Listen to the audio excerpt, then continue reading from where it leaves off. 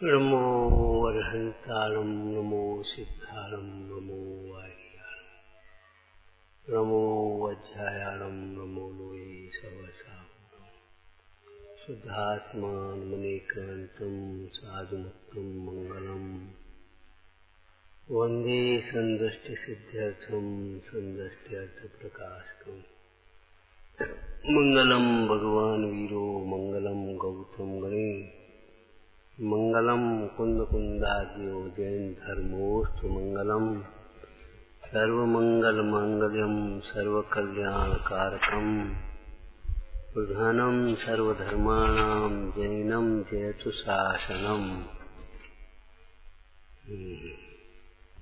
रमगुण जिणम वीरम अनंत वर्णान दंशन सावम मोक्षाम नियम सारम केवल शुभ केवली वर्गम।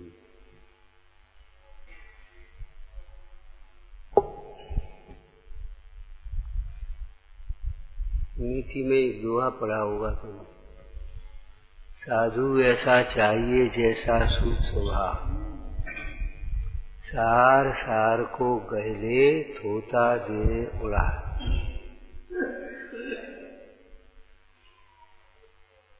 संसार सार है, स्याच सर्वथा नहीं।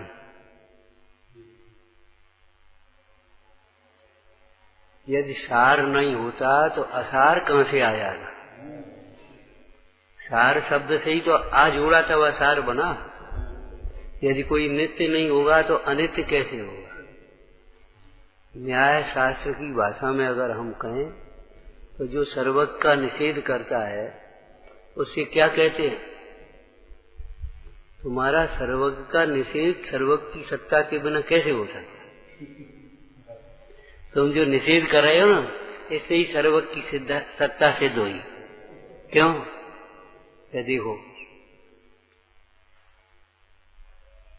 तुम सर्वज्ञ का निषेध बिना देखे जाने कर रहे हो कि देख जान करके कर? यदि बिना देखे कर रहे तुम्हारी बात का वैल्यू नहीं। तुमसे कहा वो अलमारी में सास है, वो नहीं है, बिना देखे कह दिया तो तुम्हारा क्या? देखा तो वैसे ही कह दिया तुमने। तो जी बताओ, सर्वज्ञ इस क्षेत्र इस काल में नहीं है कि सर्व क्षेत्र सर्व काल में नहीं? ये तुम कहते हो इस क्षेत्र इस काल में नहीं है, तो सिद्ध हो गया किसी क्षेत्र किसी काल में है। जैसे अभी आप यहां बैठे हो, आपके घर लौकिक घर में जाकर के कोई आवाज रहा, सेठ जी है नहीं, तो तुरंत पूछेगा कहाँ है? क्यों? यहां नहीं है इसका मतलब कहीं है। और जिसकी देह छूट जाती है उसको पूछे कोई, फलाने आंखों में आंसू आ जाएंगे, कहीं भैया अबे तो यहां नहीं है इसका अर्थ हो गया कहीं है। और सामने वाला बिना पढ़ा लिखा आदमी भी जानता है इस बात को। अगर उससे ये कहते हैं भैया है नहीं, है नहीं, तो वो तुरंत पूछता है तो कहाँ गए हैं, कब आएंगे? माने इस क्षेत्र इस काल में नहीं है, अर्थात किसी क्षेत्र किसी काल में है, तो सर्वज्ञ के निषेध की तुम करोगे कैसे? जो नास्तिक ये कहता है कुछ नहीं होता आत्मा महात्मा, तो आत्मा नहीं तो कह कौन रहा है? उद्गल तो नहीं कह रहा। उद्गल कहता है कुछ नहीं होता, उद्गल उद्गल। नास्तिक कह रहा है कि कोई नहीं होता आत्मा, आत्मा क्या होता आत्मा? कहाँ है? किसने देखा? लेकिन ये बताओ वह स्वयं आत्मा है कि नहीं? सत्ता को सिद्ध कर रहा है। कल क्या दृष्टांत दिया था इसके लिए? दृष्टांत याद है बेटे? दूध की जली हुई गंध भी दूध को प्रसिद्ध करती है, दूध की सत्ता को। जली गंध जानते होगे? दूध उफन जाए और अग्नि पर पड़ जाए तो वो जल जाता ना, तो उसकी जो गंध है वो जली गंध है। और दूध की एक स्वाभाविक गंध है, वो अलग दूध की गंध है। लेकिन दूध की जली हुई गंध भी उसमें उफन करके जलने लगा और गंध फैली, वो भी दूध को सत्ता सिद्ध करती है। बिना पड़ी जिसको आप कहते हो, वो माता भी कह देती बेटा देखो दूध निकल गया, दूध उठा, बेटा देखो कोई कपड़ा जल रहा है, कोई कपड़ा जल रहा है, कह देता कि नहीं कह देता? ऐसे ये तुम्हारे विभाव भी तुम्हारी सत्ता को सिद्ध कर रहे हैं कि ऐसे विभाव पुद्गल में नहीं होते। मोह पुद्गल में नहीं होता, क्रोध पुद्गल में नहीं होता, मान पुद्गल में नहीं होता, माया पुद्गल में नहीं होती, लोभ पुद्गल में नहीं होता, हास्य रति अरति शोक भय जुगुप्सा वेद पुद्गल में नहीं होते, दुख सुख पुद्गल में नहीं होता, संसार मोक्ष पुद्गल में नहीं होता, जन्म मरण पुद्गल का नहीं होता। इस चौकी की जन्म से कोई लोग व्यवहार ही नहीं होता। जन्म मरण का व्यवहार जन्म मरण से रहित अनादि अनंत स्वभाव वाले उस जीव में होता है जो अपने स्वभाव को भूला है। क्या कहा? अनादि अनंत होने पर भी जो अपने स्वभाव को भूला हुआ है, ऐसे जीव का ही अशुद्ध नय से पर्याय नय से जन्म मरण होता है, उसी में जन्म मरण का व्यवहार होता है। दुखी भी पुद्गल नहीं होता, दुखी भी जीव होता है, परंतु जीव का स्वभाव नहीं है, ध्यान रखना। कौन सा जीव? दुखी तो दुखी भी जीव होता है, परंतु कौन सा जीव? बोलो बेटे, अच्छे बोलो। जो अपने को जीव नहीं जानता, अपने को पुद्गल जानता है, वह पुद्गल दुखी नहीं हो रहा। लेकिन जो अपने को जीव नहीं जानता, ऐसा जीव, एक शब्द सुना है भूला भगवान। भगवान होते हुए भी जो अपनी भगवत्ता को प्रभुता को भूला है, वह पामर हुआ भटक रहा है। सुख स्वरूप होते हुए भी जो अपने को भूला है, वह दुखी हो रहा है। अनादि अनंत होते हुए भी जो अपने को भूला है, वह जन्म मरण कर रहा है। ज्ञान स्वरूप होते हुए भी जो अपने को भूला है, वह अज्ञानी है। ये थोड़ी चौकी अज्ञानी है, ये दीवार अज्ञानी है, ये किवाड़ अज्ञानी है, ये अलमारी अज्ञानी है। बता कोई कहता है? उसमें ज्ञानी अज्ञानी का व्यवहार होता ही नहीं है। क्यों? परिणमन ही नहीं है।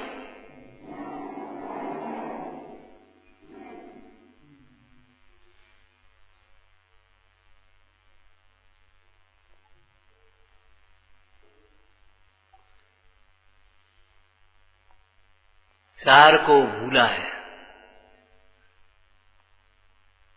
सार को भूल गया है। सार कहीं चला नहीं गया। एक मौसमी आज ऊपर से कहाँ रस दिखाई दे रहा, छिड़का फिरका असार तत्व दिखाई दे रहा उसमें, लेकिन उसी के भीतर सार है कि नहीं?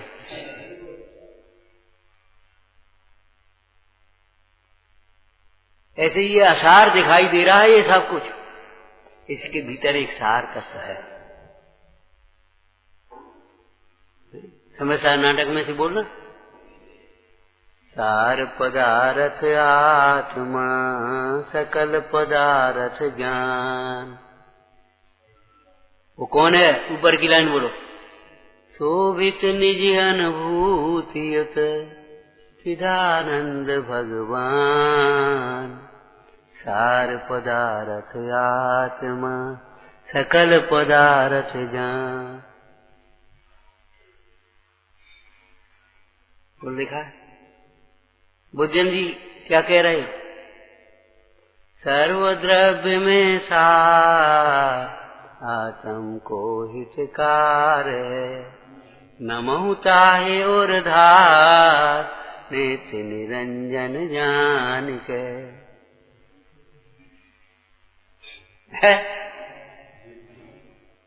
सार के बिना असार की चर्चा कैसे करोगे? अच्छा बेटे, असार का शब्दार्थ बोलना, तो फिर सार मत बोलो, अब अर्थ करो, सार मत बोलना। सार बोले बिना असार को अर्थ ही नहीं कर पाओगे। न सारम असारम, जो सार नहीं है तो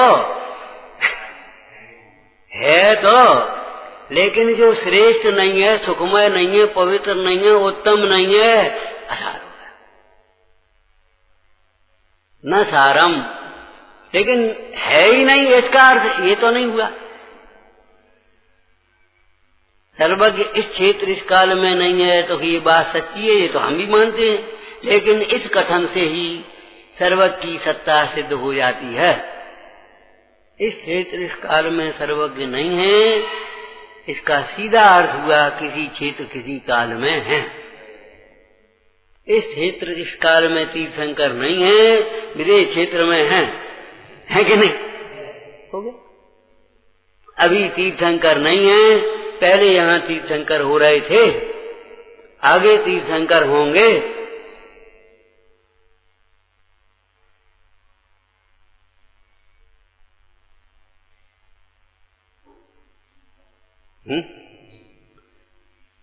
तो उन्होंने कहा तुम सर्वज्ञ को बिना देखे जाने कह रहे, तो जो बिना देखे जाने बिना समझे बात करता है उसकी तो कोई वैल्यू नहीं है।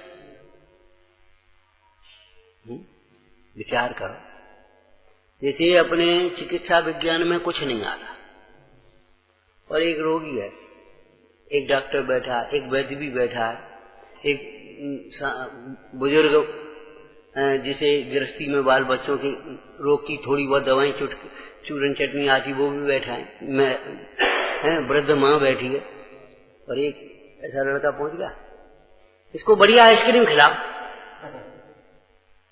तो क्या कुछ समझते हो कि वैसे ही आ गई? हटो यहां से, तुमसे कौन ने कहा बीच में बोलो? बिना समझे बोल रही बढ़िया आइसक्रीम खवा। जो जाने बिना समझे बिना ही बात करता है उसकी बात के प्रमाण क्या है? सम्यक ज्ञानम प्रमाणम। इसलिए सम्यक ज्ञानी के वचन ही प्रमाण होते हैं। सम्यक ज्ञान प्रमाण है तो सम्यक ज्ञानी के वचन प्रमाण है। अज्ञान प्रमाण नहीं है तो अज्ञानी के वचन भी प्रमाण नहीं होंगे। कैसे प्रमाण होंगे?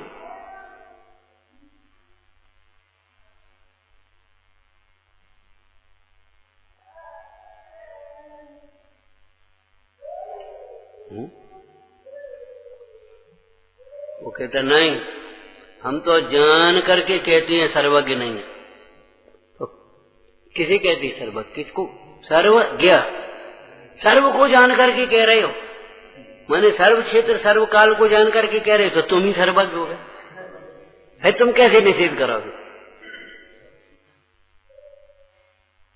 इस प्रकार के न्याय से सर्वज्ञ के खंडन का खंडन किया, सर्वज्ञ के निषेध का खंडन कर दिया।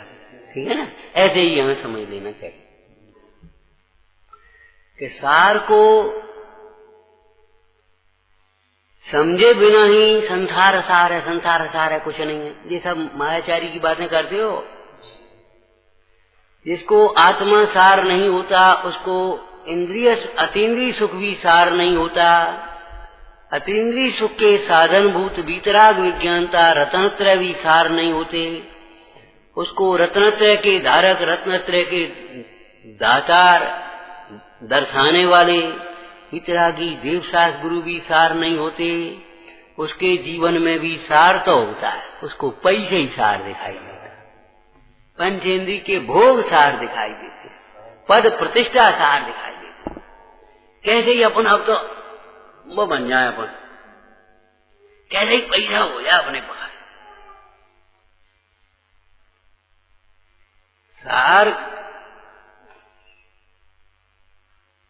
सार को नहीं समझेगा तो असार में ही सार की कल्पना मानता हुए बिना नहीं रहे। जैसे जो स्व को नहीं समझता उसे पर में ही स्व की मान्यता होती है। जो अपने को आत्मा नहीं समझता वो भी अपने को समझता तो है हम कुछ है। नास्तिक समझता है मैं हूं, यही मैं हूं। खाओ पियो मस्त रहो, कहा कुछ पागलपन में पड़े, कहा पूजा पाठ स्वर्ग नरक कौन ने देखे, कहाँ जा रहे हो, कहाँ से आया, बस यही है। बैटरी की सेल खत्म हो गई, बस खत्म हो गई। ऐसे ही यहाँ की सेल टूट गए, फलाना हो गया, ये हो गया, बस मर गया, बच्चे हो गया। अरे भैया ऐसा नहीं है। लेकिन बस इसी आधार पर वो आत्मा का निषेध करते रहते, आत्मा होते हुए भी। आत्मा का निषेध भी कोई बहिरात्मा करता है, खुदगल नहीं करता। आत्मा का निषेध बहिरात्मा कर रहा है, और जो आत्मा को समझकर आत्मा को स्वीकार कर ले वह तो अंतरात्मा है।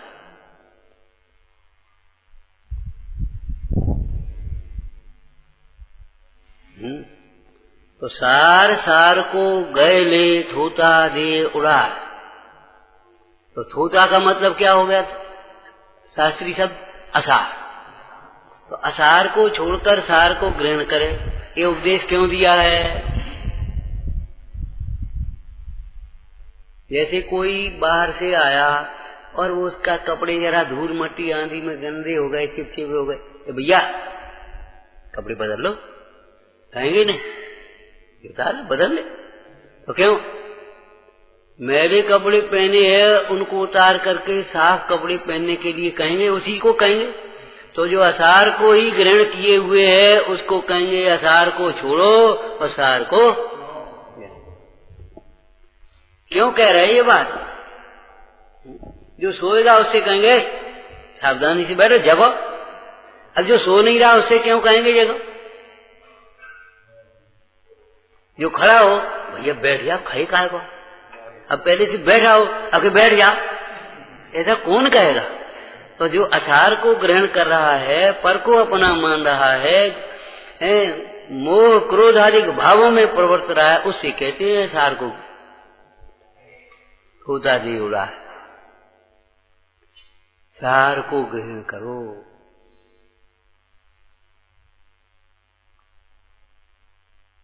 ये लोक व्यवहार की भी भाषा एकदम सही है, गलत नहीं है, विवक्षा है उसमें। कई बार हम पूछ लेते, क्यों भैया गेहूं बीनती है भाई क्या कंकड़ आदि मिट्टी कंकड़ भूसा के तन के बीनती है? क्या बीनती है? और कहते हैं गेहूं बीनती है, तो गलत है। अरे ये कहो कि भाई क्या कर रही? क्या कंकड़ बीन रही हूं, भूसा के तिनके बीन रही हूं, क्या जो चना आदि बीन रही हूं उसमें? ये कहो गेहूं बीन रही है, क्यों कहती? कि सही कहती है, क्योंकि वो गेहूं को ग्रहण कर रही है। उसने उस पूरे से ढेर को दो भागों में बांटा, एक गेहूं बाद बाकी में सबका समझ गया। जो हो चाहे सरसों हो, चाहे चना हो, चाहे भूसे का तिनका हो, चाहे मिट्टी हो, चाहे कंकड़ हो, एक हिस्से में गेहूं। अब गेहूं को भी नहीं, माने गेहूं को रखेगी ना तो गेहूं बीन रही है, बात सही तो गलत थोड़ी ना। ऐसे ही एक सार आत्मा है, बाद बाकी असार है, उस असार को छोड़कर सार को ग्रहण करे, सही है।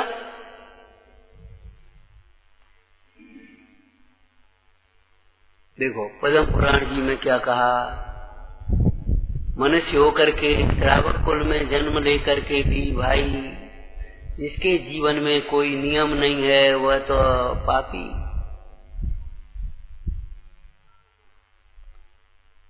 नियम तो धारण करना ही चाहिए।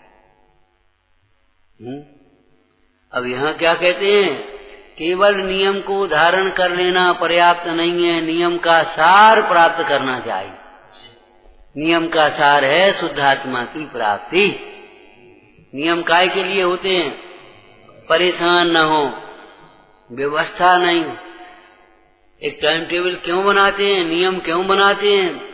उसके अनुसार काम करेंगे तो हैरान नहीं होंगे, भटकेंगे नहीं, परेशान नहीं होंगे। और नियम नहीं हो तो चाहे कोई गाड़ी चाहे किधर से चाहे किसी प्लेटफार्म पर चाहे जब चली जाए तो क्या होगा?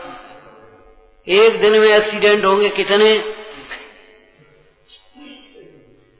और आपको जाना है तो क्या बजे पहुंचोगे, कौन से प्लेटफार्म पर पहुंचोगे और कौन से डिब्बे में बैठोगे।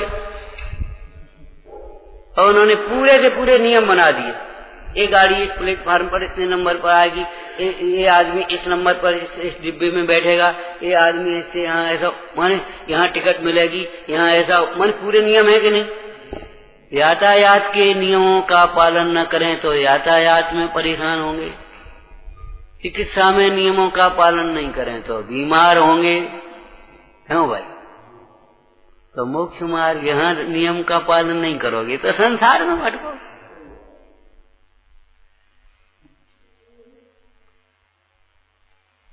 लेकिन नियम लेकर के ही संतुष्ट नहीं हो जाना चाहिए।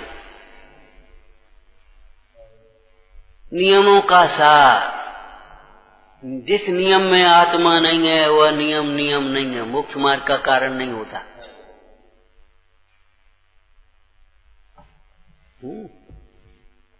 जिस नियम में आत्मा नहीं,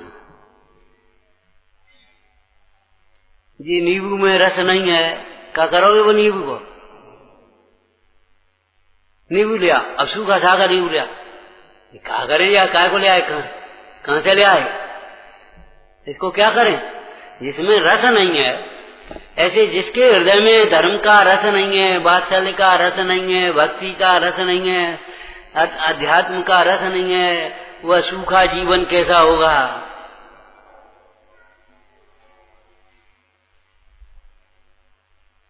गंध बिना का फूल, मिठास बिना की मिश्री, चमक बिना का सोना, क्यों कैसा हो, क्या बताओ क्या करें। निर्गुण द्रव्य होगा करी, निर्गुण सम्यक दृष्टि होगा। गुण एक, गुण को सहचर कहते हैं। गुण का दूसरा नाम क्या है, सहभावी विशेष। पर्यायों का क्या नाम है, क्रम भावी विशेष। क्रम क्रम से होती हैं वे पर्याय हैं, और सहभावी माने निरंतर रहती हैं वे गुण हैं। सहभावी विशेष शब्द का अर्थ बोलो। अरे सह माने साथ साथ, भावी माने होने वाले विशेष। जब से आत्मा है तब से एक ज्ञान है उसमें, जब से सोना है तब से पीलापन है। अनंत के गुण अनंत के सहभागी हैं, जब से वे अनंत हुए हैं तब तक, और जब तक अनंत रहेंगे तब तक ये गुण होंगे उसमें। साधु के गुण जब से साधु हुए हैं और जब तक साधु पद में रहेंगे तब तक ये गुण होंगे। ऐसे ही श्रावक में जब से श्रावक हुआ और जब तक श्रावक दशा में रहेगा ये गुण होंगे। मूल गुण, उत्तर गुण, ये सब चर्चा चरणान योग में है। उस दिन एक चर्चा की थी, ध्यान रखना, सम्यक दृष्टि विकलांग नहीं होते। क्यों सम्यक दर्शन विकलांग नहीं होता। नांगहीनम मलम क्षेत्रम दर्शनम जन्म संत। विकलांग सम्यक दर्शन जानते हो, जिसमें शंका, निसंकेत, निकांचित, निर्विचिकित्सा, अमूढ़ दृष्टि, उपगुहन, हाँ बोलते हैं, स्थितिकरण, वात्सल्य और प्रभावना नाम के अंग नहीं है। बस समझ गए, ऐसा होता ही है। सम्यक दृष्टि को प्रभावना की भावना ना हो, धर्म की प्रभावना की, ऐसा होता ही नहीं है। कोई प्रभावना की काम कहें, चुप, अपने बात खत्म, ये तुम्हारा काम है, हमें क्या हो गया तो हो गया, नहीं हो गया तो नहीं होगा, हम तुम बता दे। तो प्रतिज्ञा कर लो, सारे काम तुमसे पूछ पूछ करके करेंगे, तुम बताओगे तब रोटी खाएंगे, तुम बताओगे सोई खाएंगे। बोलो बताओ कौन से काम पूछ पूछ करके करते हो।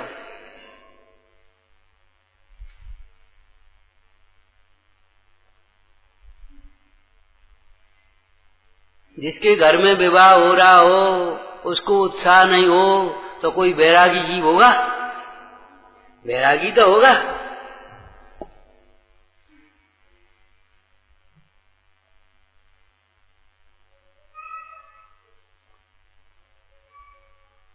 ऐसे जिसे धर्म कार्यों में उत्साह नहीं आवे उसे कैसा हम धर्मात्मा कहें। हे करते हुए ऐसे रोते रोते नहीं करता। इंद्र को भगवान की भक्ति आई तो भैया ये तो ये है, करने पड़ रही है, मजबूरी है, हे भगवान कब छूटे, कहाँ लग गई थे, चक्कर में पड़े हैं, अब स्वरूप में रमे और ये भक्ति छूटे। ऐसे करता होगा भक्ति? नहीं, ऐसे ही करते हो। कोई और आ जाए तो वही कर ले भक्ति। अब हम बचे अपने हैं, लड्डू आ जाए तुझे नहीं कहे, कोई और आ जाए सो खा ले तो हम बच जाए तो बचे ही जाए। बोलो, वहां तो नहीं सोचे, बता, वहां तो नहीं सोचे। तो धर्म कार्यों में जैसे उत्साह नहीं होता, धर्म प्रभावना नहीं होती, वह कोई तीव्र मोही होगा, सम्यक दृष्टि तो हो नहीं सकता। सम्यक दर्शन के निकट भी नहीं है। उस धर्मात्माओं से बात्सल्य नहीं होता, सम्यक दृष्टि नहीं हो सकता। स्थितिकरण कोई चिंता हो, क्या करें, मरे मन दे अपन क्या करने, अपन अपना काम करो। अपना काम ऐसे हाथ हलाने से नहीं होता, अकड़ने से नहीं होता अपना काम, अकड़ना छोड़ने से होता अपना काम। अपना काम जानते भी तो हो नहीं, अपना काम करो माने खाओ पियो मस्त रहो, पर के सो जाओ, ये अपने काम है। और वो हम नेक्स्ट प्रमाद आएगा तो नेक्स्ट वो होगा तो बस ये अपने काम है, ये तुमने अपने काम मान लिए हैं, ये पाप के काम है, अपने काम नहीं है। सम्यक दर्शन विकलांग नहीं होता, अंग रहित नहीं होता, इसलिए सम्यक दृष्टि विकलांग नहीं होता।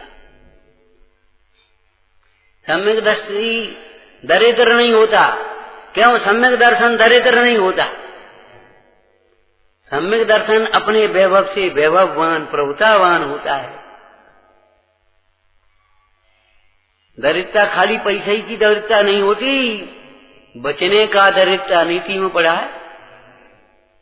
योग्य वचन बोलने में भी दरिद्र है, कोई अच्छी बातें सोचने में भी दरिद्र हैं, अनुमोदना करने में भी दरिद्र हैं। तो क्या करें भैया, अब हमारे सूता के हम पूजा कर नहीं सकते तो हम बेगदा कर सकते। वहां बैठ करके सुनने में, एकाग्रता उपयोग लगाने में, इसमें भी दरिद्र हो तुम। अब हम क्या करें भैया, अब ये आए गए तो आए गए, अब हम क्या करें। आओ भैया बैठो, बोलिए में दरिद्र के मुंह से ही नहीं निकलेगी तुम्हारी। अपने दोषों को मुंह से स्वीकार भी नहीं कर पाओगे, उनको निकालने के लिए प्रयत्नशील नहीं रहोगे। का दरिद्र सम्यक दृष्टि दरिद्र नहीं होता। क्यों? सम्यक दर्शन में दरिद्रता नहीं होती।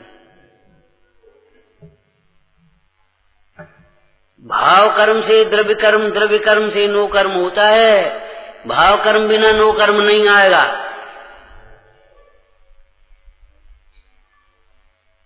भाव कर्म के बिना नो कर्म नहीं आएगा।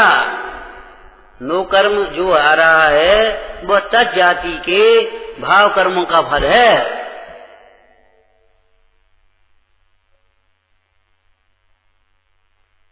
सम्यक दृष्टि को देवों जैसे भाव होते हैं, नारकियों जैसे नहीं। इसलिए सम्यक दृष्टि मर करके नारकी नहीं होता, देव होता है। त्रियंशों जैसी चेष्टाएं नहीं होती, इसलिए वो त्रियंश नहीं होता। त्रियंशों जैसे भाव नहीं होते, त्रियंशों जैसे वचन नहीं होते, त्रियंशों जैसी चेष्टाएं क्रियाएं नहीं होती, इसलिए सम्यक दृष्टि त्रियंश नहीं होता। ऐसा थोड़ी है वो अपना आदमी है, भगवान का कोई पक्षपात है।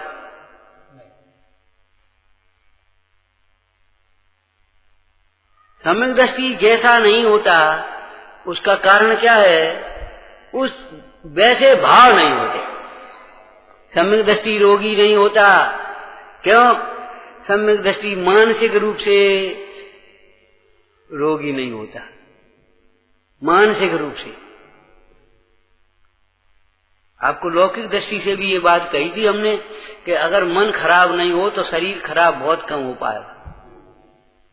शरीर खराब होने में, बीमार होने में मन खराब होना, कसायों की तीव्रता होना, प्रमादी जीवन होना, विषयों में आसक्ति होना, ये मुख्य कारण है। बाद बाकी खान पान कम ज्यादा सब वो सब चलता है, उसमें कोई बात नहीं। कसायों से ज्यादा नुकसानकारक कोई नहीं है। लेकिन खाने में जो नुकसान का जो फायदा कर, अरे तुम कछु मुन्ना जाए और जो मिल गया सो भोजन कर गए, वे तो नहीं बीमार भाई, उन्हें तो नुकसान नहीं। नुकसान तुम्हारी कसायों से आसक्ति से होता है। सर्वथा मत लेना, वो भी कथन है, लेकिन समझना भली प्रकार है।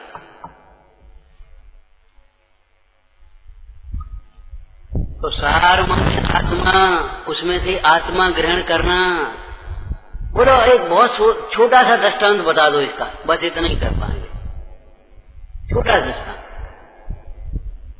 किसी को सामायिक मत मान लेना और अभिमान मत करना, हम 3 टाइम सामायिक करते हैं। ऐसे बैठ करके आत्मा देखना, शास्त्र पढ़ा, गाथाएं गाई, बढ़िया पाठ किया, संतुष्ट मत हो जाना कि हम स्वाध्याय करते हैं, 3 टाइम करते हैं, खूब पाठ करते हैं, बढ़िया नहीं, उसमें आत्मा देखना। तो तुम्हारा ये सफल होगा, और नहीं तो निष्फल है, निसार है, असार है। इस कार्य के लिए अपन चलें, दिन भर मेहनत भी हो जाए, भूखे भी रहे, लेट भी आ पाए, लेकिन हंसते चले आए, काहे काम पर काम नहीं हुआ, खाली बढ़िया बस मिली, आराम से बैठ के गए और वहाँ अपने आराम से कोई वो मिल गया, उसने बढ़िया बैठा लिया, भोजन कराया, लौट गया आए, काय भैया, अरे कहीं से बेकार को काम नहीं हो, वो डॉक्टर साहब ठीक नहीं। बता मेहता काय की है, आराम की के काम की? लेकिन जिसके जीवन में बस आराम, प्रमाद का आराम की महत्ता है, काम की महत्ता नहीं है, उसका जीवन असार समझ लेना चाहिए। जिसके जीवन में है अपने प्रयोजनभूत काम की, आराधना की महत्ता नहीं है, प्रभावना की महत्ता नहीं है, केवल बस खाना पीना, बैठना बैठना, आराम अपने आज हमारा जे हो गया, जा दुख गया, जो हो गया वो हो गया, जो परेशान हो गए वो हो गए, बस यही करते, ये जीवन निस्सार है, असार है जीवन।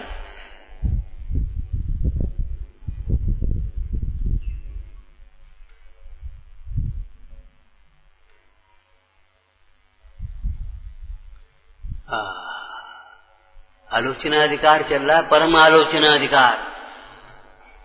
उसमें बताओ क्या कहा था जब हमने इसको यहाँ छोड़ा था।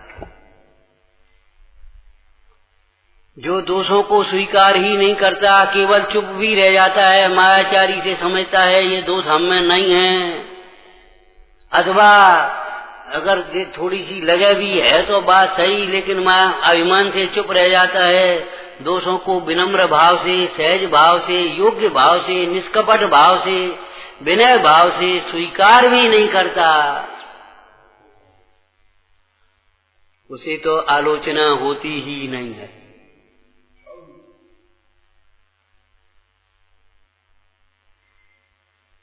लेकिन दोषों को केवल स्वीकार करने मात्र से आलोचना नहीं होती, ये नियम सार जी कह रहा, अध्यात्म सार। क्या कहा? दोषों को स्वीकार नहीं करता, केवल जो दोषों की निंदा करा करता है, गुरुओं के द्वारा दिए हुए प्रायश्चित को ग्रहण करता है, उसको आलोचना हुई है। ये तो चरणानी योग है। जो गाफिल जीवन जी रहा है, जैसे दोष ही नहीं होगा, हमारी क्या गलती, हम और कोई गलती हो तो बता दो आप, क्या करें, हमारी कोई गलती नहीं, हम क्या करें। ऐसे जीव तो मोक्ष मार्ग से बहुत दूर हैं, बहुत दूर है, पात्र भी नहीं। दूसरे के दोष के लिए तेरी जिह्वा चलती है, दूसरे का इतना सा दोष इतना दिखता है, और तुझे अपना इतना बड़ा मिथ्यात्व जैसा दोष भी दोष नहीं दिखता है, अनंतानुबंधी कथाएं भी कथाएं नहीं दिखती हैं, और दूसरे की जरा सी कथा अब वो सो जाते हैं, तो फलानो कहते हैं, भैया ऐसा कहते हैं, बड़ा लोभी है वे। दूसरे का वो जरा सा दोष दिखता है और तेरी इतनी मिथ्यात और अनंतानुबंधी कथाएं तुझे दोष नहीं दिखते हैं, लोकनिंद प्रवृत्तियां भी दोष नहीं दिखती हैं, तब तो मोक्ष मार्ग की भूमिका भी नहीं है, पात्रता भी। लेकिन दोषों को स्वीकार करने मात्र से आलोचना नहीं होती, ये नियम सारजी ग्रंथ कह रहा। बहिरात्मा दोष भी देखेगा तो बाहर गई तो देखेगा, ये ऐसा हाथ धरेगा जो दोष होगा। अरे भीतर में जो प्रमाद का परिणाम हुआ वह दोष है। जो भीतर जो अभिमान, जिस परिणाम से ऐसे बैठे हैं अभिमान से, ऐसे खड़े हैं अभिमान से, ऐसे चले टेढ़े पांव करके ठाड़े हो गए, टेढ़े पांव करके चल रहे हैं गुरु के सामने, देव के सामने, जिनवाणी के सामने, चाहे किसी बड़े लोगों के सामने, ये तो दोष बाहर में दिखाई दे रहा है।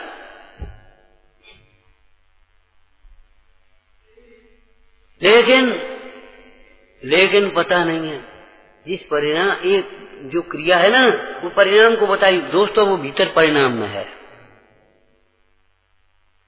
वहां से निकालोगे तब जी निकलेगा, वहां से नहीं निकलेगा तब तक नहीं निकलेगा। उसको नहीं निकालोगे, ऊपर ऊपर से करते रहो, गलती हो गई, गलती हो गई, गलती हो गई, कुछ कभी नहीं निकलेगा, कभी नहीं। हम इसलिए ये बातें कहते भैया जीवन चला जाएगा। टोटरमल जी ने कहा अवसर तो चला जाएगा, संसार में भ्रमण होगा, अवसर तो चला जाएगा।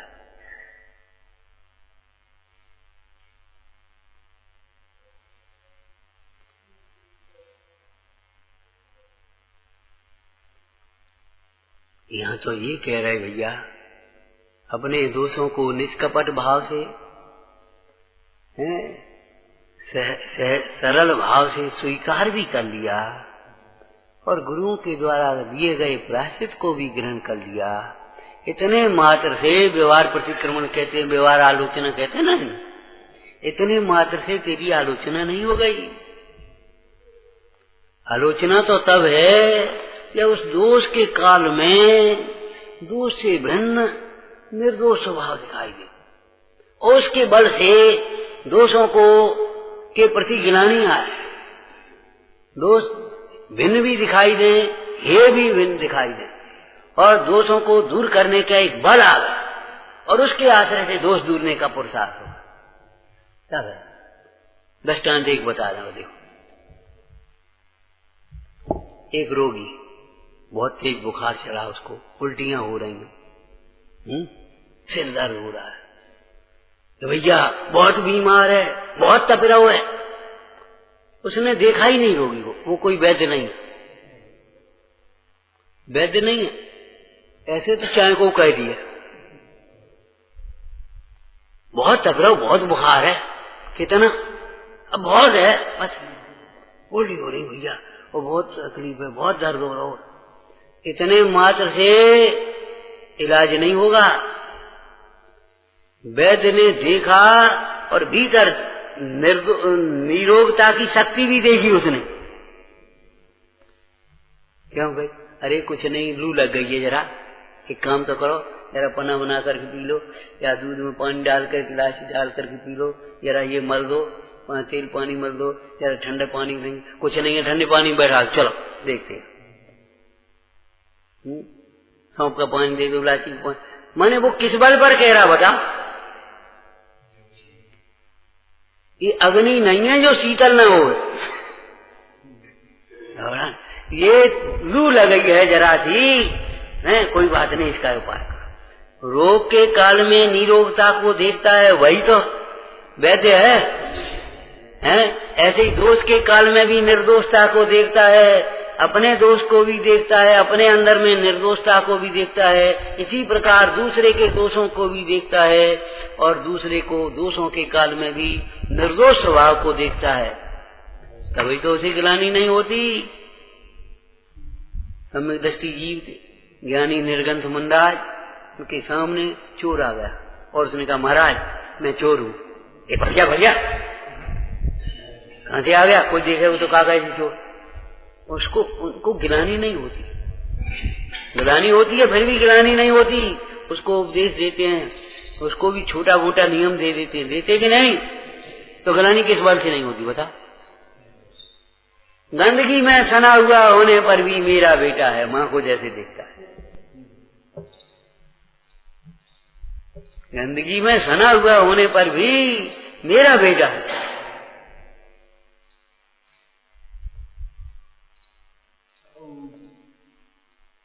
तो मूल में ये बात कही है, कर्म नो कर्म आदिक से रहित, जो अपने को आत्मा जानता है उसे परम आलोचना होती है, अर्थात उसके जीवन में दोष उत्पन्न नहीं होती है। नियम लेना भी और नियम को सफल भी करना,